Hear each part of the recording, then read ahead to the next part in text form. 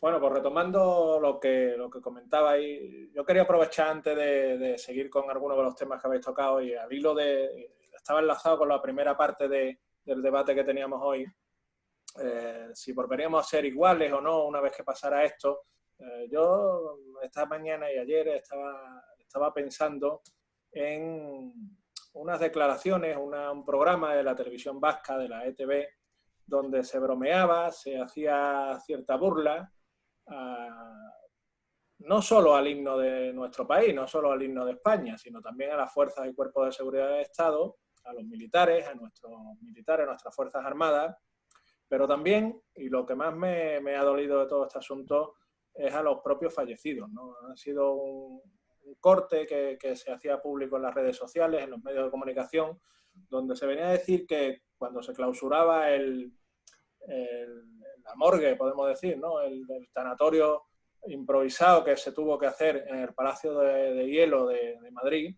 Ayer se clausuraba, gracias a Dios, porque ya no es necesario tener ese tipo de instalaciones operativas. Pues se hacían bromas desde la televisión vasca con estas circunstancias. Y me dolía porque estábamos hablando antes de los 20.000, de los 22.000 fallecidos que hay en España. Y muchos de esos fallecidos que hay en este país han pasado precisamente por ese palacio de hielo, ¿no? Días atrás.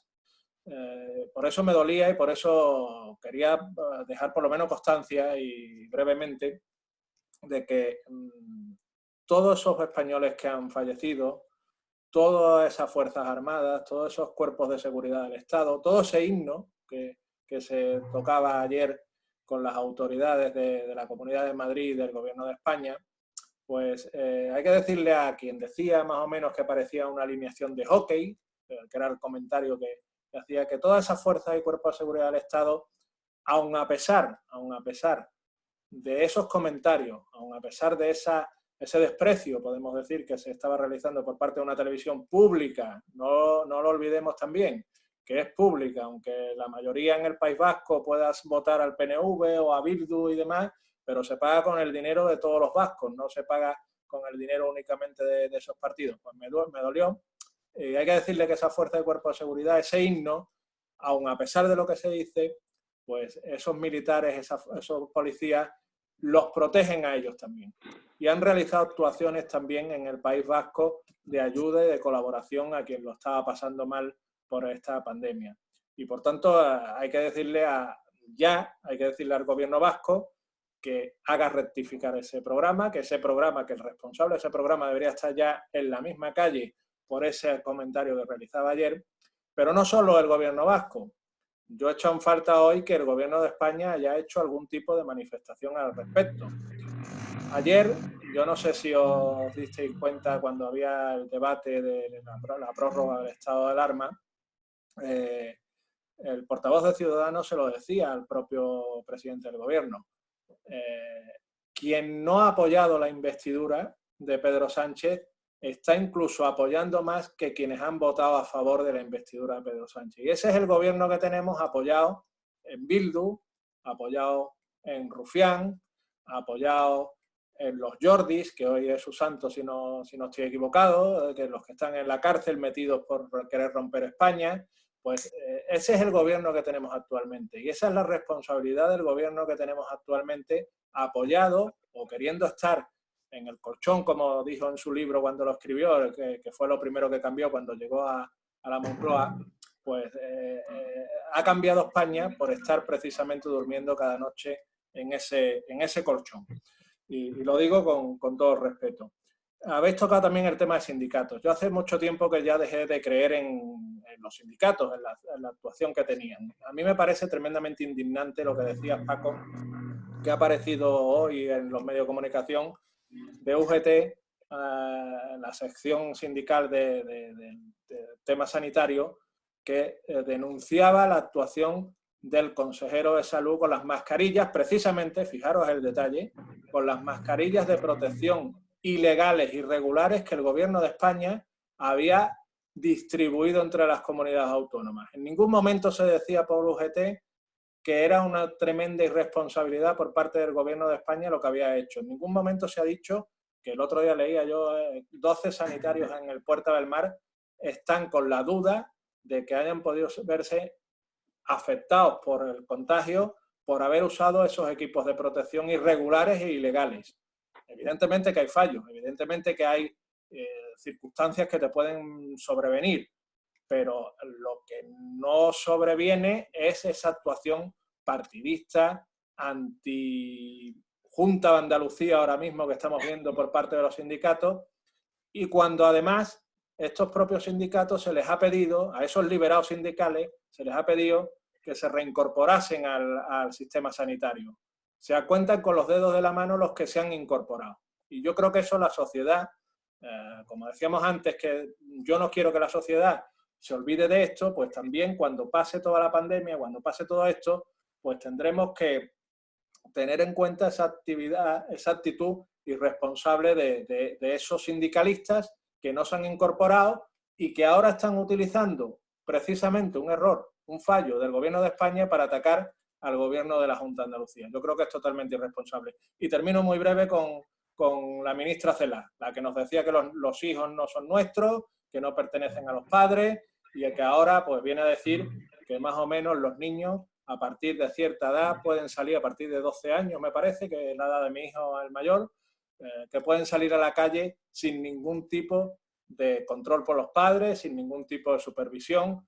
Ese es el ministerio, esos son los ministros que tenemos, esos son los irresponsables que tenemos al frente de España. Si fuera cualquiera por la calle y dijera eso, me parecería hasta anecdótico. El problema es que esa señora es quien está dirigiendo la educación de este país. Y desgraciadamente pues nos encontramos con ese tipo de irresponsabilidad a diario y esos vaivenes a diario. Mira, enlazando con lo último que tú has dicho, Miguel Ángel, es hasta los 14 años concretamente. 14. Sí, no importa, 2 años más, 2 años menos, pero hay otra serie de chicos que están en un limbo. Entre los 14 y los 18 están los que tienen 16. Y esos sí pueden ir a por el pan o al supermercado, etcétera, pero no se les permite salir, con lo cual es una total y absoluta incongruencia que, viniendo de quien viene esa famosa frase de la ministra Celaá, pues bueno, ya ella misma se califica. Mira, con el tema de lo del Palacio de Hielo y el miserable comportamiento, porque ha sido un miserable comportamiento y tratamiento del tema, el que ha hecho la televisión vasca. Esta semana cada uno barre un poquito para su terreno, vamos, su terreno, quiero decirte, lo que uno conoce mejor. Esta semana nos dejaba uno de los grandes periodistas que ha habido en el país, que ha sido José Mari Calleja, que era José Mari Fernández Calleja, pero todo el mundo le conocíamos como José Mari Calleja. José Mari Calleja era vasco y José Mari Calleja vivió los peores tiempos, incluso estuvo mucho tiempo, muchísimo tiempo, con guardaespaldas porque estaba amenazado de muerte por ETA, y él vivió muchas de las incongruencias, muchas de las barbaridades y muchas de las formas miserables que tenía la televisión vasca precisamente de tocar este asunto. Si José Mari Calleja estuviese vivo hoy, yo buscaría de forma con uñas y dientes el artículo de opinión que escribía todos los días para leer su pensamiento sobre este asunto. Mira, de lo poquito, por lo menos para mí, de lo poquito que se salva, y se salva un poco de este gobierno, es Margarita Robles. Está demostrando, de momento, por lo menos para mí, no tiene culpa de estar ahí metida, o sí tiene culpa, pero está demostrando al menos tener un pelín de sentido común. Ella estuvo en esa clausura y ayer mismo se le preguntó por este asunto, o hoy se le ha preguntado por este asunto, y Margarita Robles ha dicho que ese tipo de cosas, como se han tratado de la forma, no merece ni la pena contestarlo, porque ya quien lo hace se retrata la forma que tiene de hacerlo, que lo que se estaba ayer era rindiendo homenaje a una serie de miles de personas que habían muerto, y que bueno, que el Palacio de Hielo de Madrid, yo no sé si algún día eso albergará otro tipo de espectáculo deportivo, y yo no sé quién va a ir allí y no lo sé. Esas son las cosas que se piensan. Va a ocurrir como con IFEMA, cuando el hospital de campaña de IFEMA cierre definitivamente sus puertas. Yo no sé si habrá una nueva edición de Fitur o habrá una nueva edición de la Feria del Mueble, o habrá lo que sea, no lo sé. O quedarán como monumentos precisamente a lo que pudo ser y no fue por la incompetencia precisamente de lo que nos están gobernando. El tema de los sindicatos, yo te lo he comentado anteriormente, incluido el CESIF, solamente en 1 y pico por ciento creo que ha sido de los liberados sindicales se han incorporado a su puesto de trabajo. Sindicatos, que no olvidemos, reciben cantidades importantísimas de millones de euros por parte del gobierno. Eso no se puede olvidar. Pero ya al margen del dinero que tú recibas, muy al margen de tu ideología política, muy al margen de todo eso, un ser humano ayuda a otro ser humano. Y si tú eres la especialidad médica o de seguridad o de la que sea dentro de un ámbito que en este momento es necesario y estás viendo cómo tus compañeros, muchos de ellos han fallecido, otros están cayendo y necesitan ayuda, tú con qué fuerza moral, con qué ética profesional te quedas en tu casa cobrando mensualmente sin moverte y sin apoyar para nada la labor que están haciendo los que tú llamas compañeros. Son mis compañeros del sindicato. No, mire usted se equivoca. Sí, Es lo que pienso.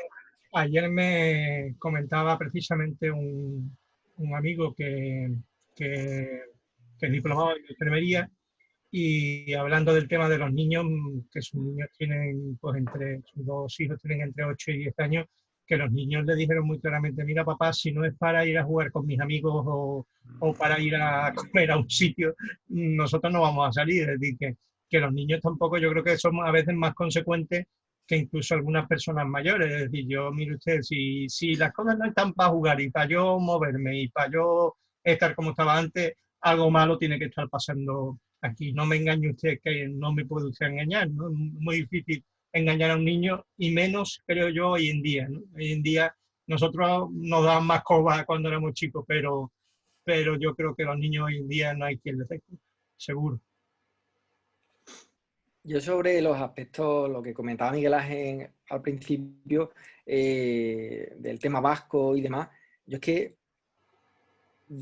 es que no se puede esperar otra cosa. O sea, es una desgracia humana, pero es que tanto de partidos de corte separatista, de corte nacionalista, como del propio Podemos, y sin que sea un menosprecio, sino que simplemente lo que son partidos que no se puede esperar nada de ellos. Y yo en este caso, incluso sobre lo que es la responsabilidad del gobierno, yo la cargaría en el PSOE. O sea, porque aunque el gobierno es un gobierno de coalición, pero el Podemos no tiene experiencia, por así decirlo, y no sirve para esto para excusarlos, por favor, porque son igual de responsables. Pero el PSOE sí que tiene trayectoria. El PSOE ha liderado gobiernos en ayuntamientos, en comunidades autónomas, en España, y el PSOE tiene recursos suficientes, o debe tener recursos suficientes, para saber o encontrar a los mejores en cada área, porque seguro que hay muchos socialistas que son magníficos profesionales en todas las áreas. Los habrá médicos, abogados, investigadores,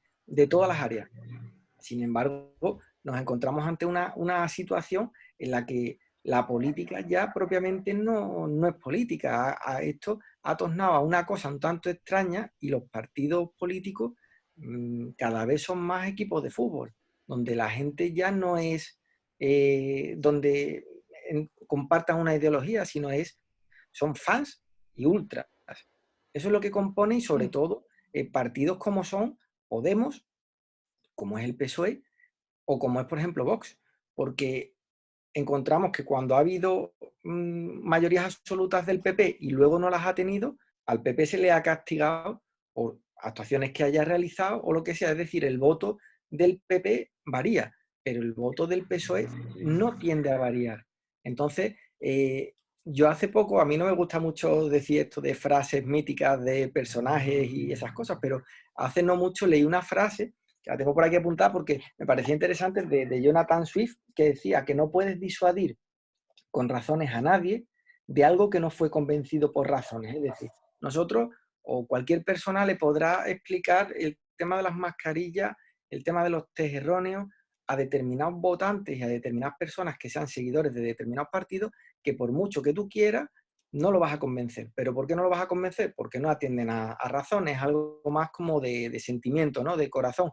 Por el motivo que sea, pues piensan que una ideología es mejor que otra, y a esa se aferran y se agarran de sobremanera. Entonces, el hecho de que tanto los catalanes como los separatistas catalanes como los nacionalistas vascos hagan comentarios de ese tipo son totalmente desafortunados, pero ¿qué podemos esperar de ellos?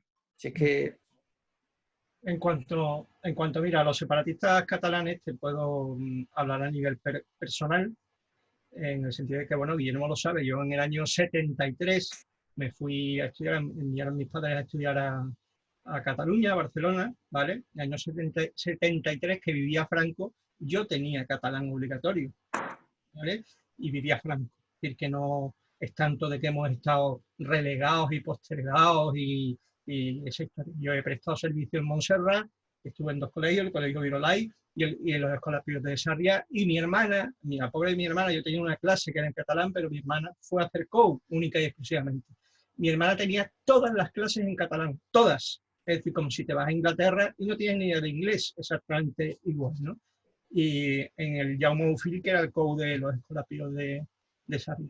Quiero decir, el problema de los separatistas catalanes, hoy decía, he leído esta mañana, decía Torra, que no van a quitar un solo duro del tema que tienen dedicado a la independencia para el tema del coronavirus. Pero el problema de los catalanes verdaderamente es el problema de los que ellos, los catalanes de raigambre, ¿vale?, pues llaman los charnegos, que son los hijos de migrantes que han nacido allí, que no tienen identidad social, ¿vale? Te puedo poner un ejemplo. Yo he subido porque tengo grandes amigos en Barcelona y yo subo mucho y lo considero mi segunda casa porque, bueno, pues he vivido allí mi adolescencia y hablo, tengo muy perdido el acento porque es normal, pero hablo en catalán y no tengo mayor historia. No lo hablo en la intimidad, como decía Aznar, yo lo hablo normalmente. Esta mañana he estado felicitando precisamente a un Jordi que vive en Cádiz, se casó con una compañera mía y en Cádiz, y hemos estado hablando en catalán esta mañana, vamos, que no tengo ningún inconveniente en decir. Pero el problema son de los charnegos. Tú hablas con Jordi o hablas con otra gente que son de raigambre catalana y bueno, te dirán que el tema de la independencia es una tontería, pero yo recuerdo unas, no me acuerdo si Navidades o si no era Navidades, era San Juan, y bueno, que subí con mi esposa, subí a Barcelona para decirle, mira, vas a conocer tal y la fiesta y la Navidad muy bonita en Barcelona, o no recuerdo si San Juan, no recuerdo. Bueno, pues el panadero, el que cuando estás en casa de alguien, porque estábamos en casa de Jordi y de Yolanda, y ellos estaban aquí en Cádiz precisamente, bueno, yo estaba en su casa de ellos. Y recuerdo que el panadero, que claro, no vas a comer todos los días afuera, sino que comes en la casa, porque si estás en una casa, pues no. Eso. Y el panadero todos los días, me hablaba en catalán y yo le contestaba en castellano, de tal manera que yo decidí, uno de los días dije, llevo dinero suelto encima y le voy a pagar justo y exacto lo que me diga, para que se dé cuenta, porque los números en cualquier idioma es lo más dificultoso, para que vea que lo entiendo, pero no me da la gana hablar en catalán. Y efectivamente me decía tanto, le pagaba justo y preciso el tema. Y el último día, antes de venirme, me dice en castellano, me dice, tú no eres de aquí, ¿no? Y le digo, no, yo no soy de aquí, y empiezo a hablar en catalán, ¿no? Todo, yo le contestaba en catalán y en castellano. Y bueno, ¿y dónde eres? Y no sé qué, y él sigue en castellano y yo en catalán. Y hasta que me dice, ¿de dónde eres y tal? Le digo, no, de Cádiz, y me dice, pues yo soy de Granada. Y le digo, sí, pero yo tengo la suerte de que mañana me voy a ir para Cádiz y tú te vas a quedar aquí, ¿vale? Entonces, verdaderamente son este tipo de personas que no tienen identidad social los que potencian, Rufián, que es un charnego, porque lo es, ¿vale?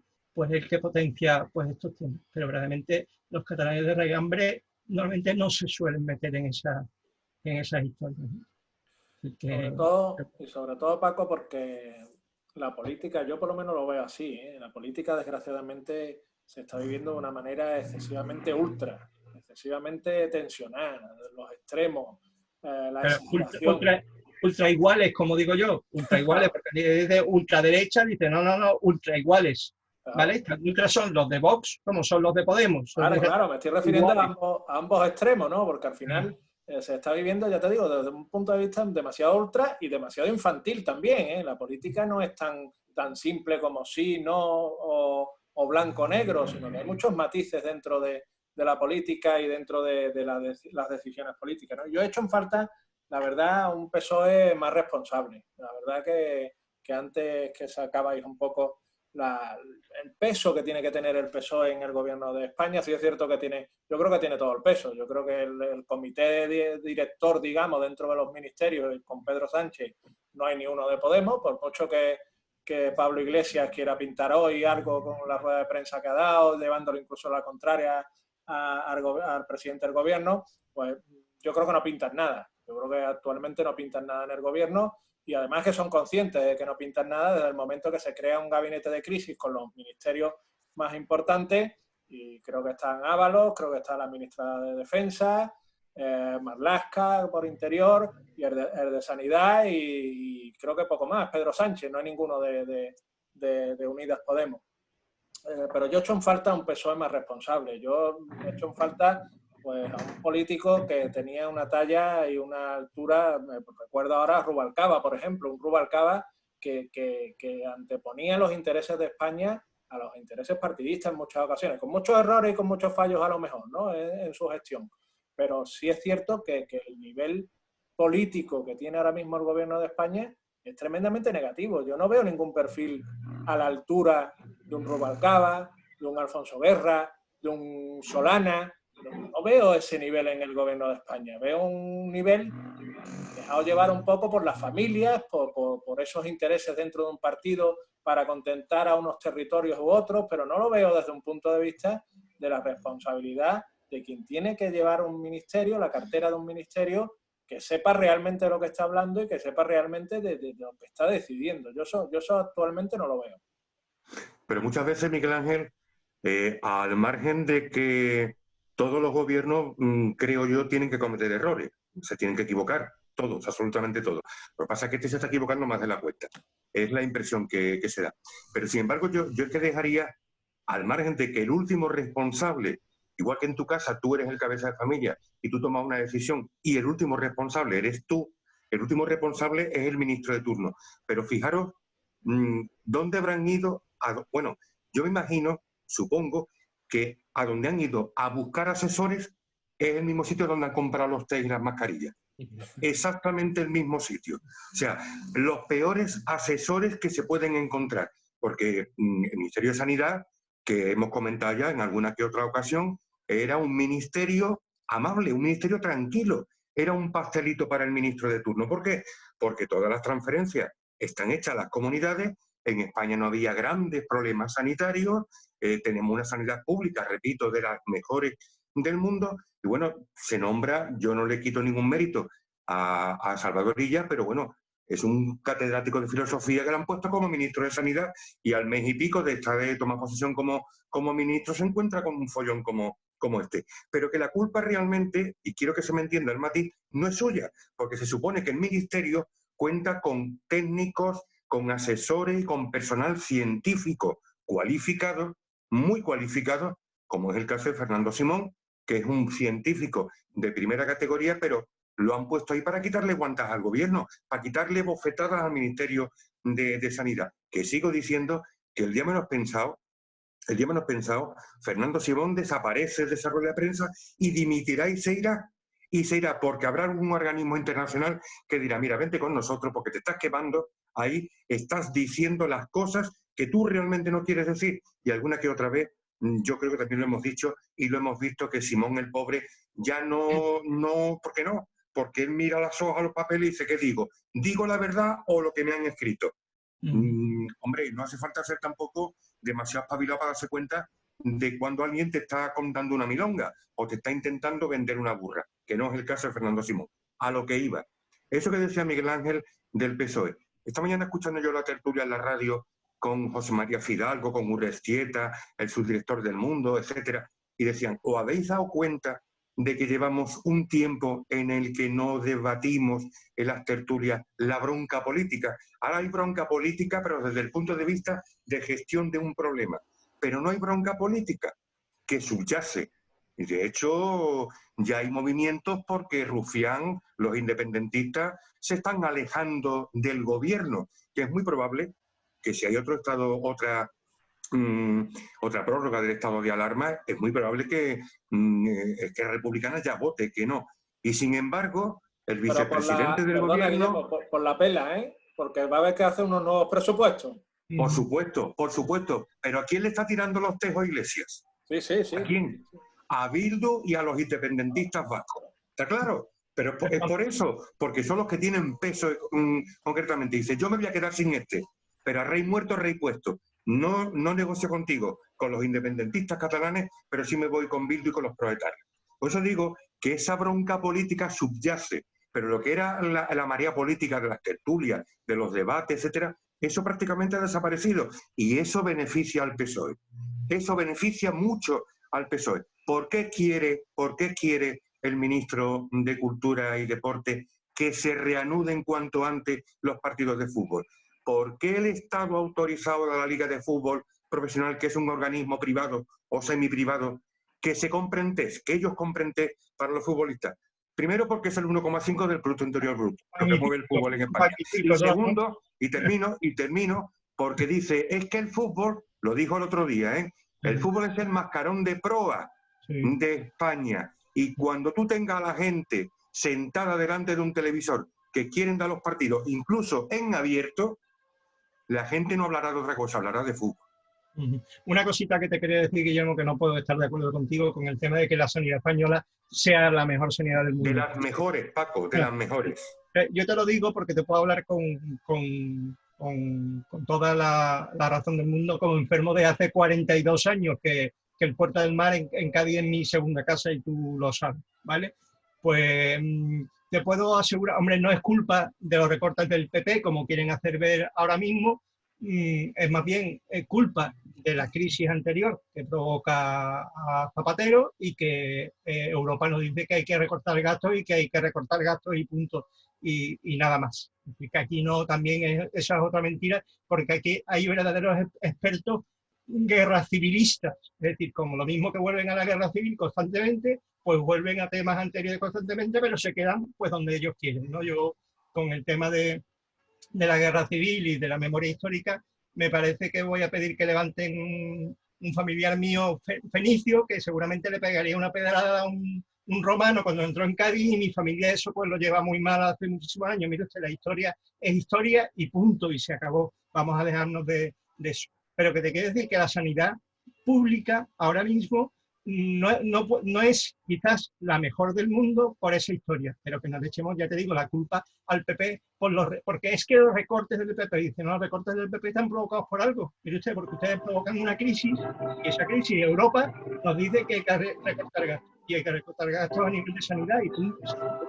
Que no nos quedemos a mitad de la historia siempre, que es lo que suele pasar. Crisis, perdona Paco, sanidad pública para mí de las mejores, muy mal gestionada, pero por parte de todos, que han hecho con la sanidad lo que han querido, todos, sin nombrar a nadie. Y hay que recortar porque hay que recortar por unas razones, vamos a decir las razones por las que hay que recortar. Es que si la sanidad pública, Paco, si la sanidad pública no fuera... Vamos a recortar. Pero si la sanidad pública no tuviera un medio nivel a estas alturas, con lo que se nos ha venido encima, estaríamos hablando de algo mucho más serio y mucho más grave, Pero bueno. No, totalmente de acuerdo. Yo creo que el nivel que ha dado nuestra sanidad y nuestros profesionales ha sido impresionante, ¿no? Ha sido impresionante a la hora de desvivir e incluso dar su vida. Tenerlo en cuenta, muchos de los sanitarios están infectados por el coronavirus por no haber tenido la debida protección. Y aún así, aún sabiendo que no estaban con la debida protección, han seguido trabajando, han seguido actuando. Yo ayer hacía una reflexión en casa con respecto a este asunto de los sanitarios. Si se hubieran hecho los test a los sanitarios, ¿hubiéramos tenido sanitarios suficientes para atender a toda la avalancha de afectados que ha habido por coronavirus? Seguro que no. Habría que ver por qué no se hicieron esos test precisamente cuando deberían de haberse hecho. ¿Por qué no se llevaron a cabo? Creo que quizás nos estaremos respondiendo con lo que la reflexión que os acabo de dejar un poco y que termino ya porque quedan 4 minutos y pico de debate. Yo, al hilo de lo que decía antes Guillermo, del tema de los asesores, yo creo que ahí al final un ministro no deja de ser como, si me permitís el símil, como un torero, ¿no?